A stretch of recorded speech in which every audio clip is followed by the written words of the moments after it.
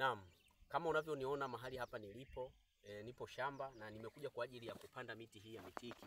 Na haya ni mashimo ambayo yamepigwa shamba zima hili ambalo tumesimama hapa.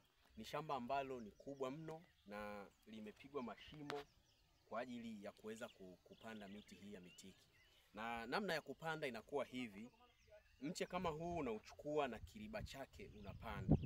Kuna faida za kupanda pamoja na hiki kimfuko. Ukipanda na hiki kimfuko kinasaidia kuweza kuhifadhi unyevu, lakini pia hakina madhara yoyote ukipanda pamoja na hiki kimfuko.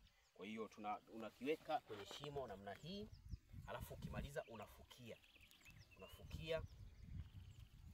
namna hii. Unahakikisha kabisa unaweka sawa, lakini baada ya kufukia unatakiwa uache sehemu ambayo maji yanaweza yakatuama hapa, na ukimaliza hapo unahamia kwenye shimo lingine namna hii. Unaweka mche alafu unafunika namna hii. Kwa hiyo ni rahisi sana kupanda miche ya mitiki, ni rahisi. Unaweka hivi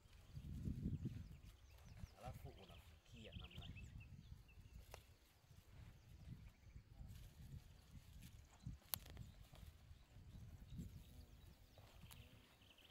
Unaweka tena miche unafukia namna hii.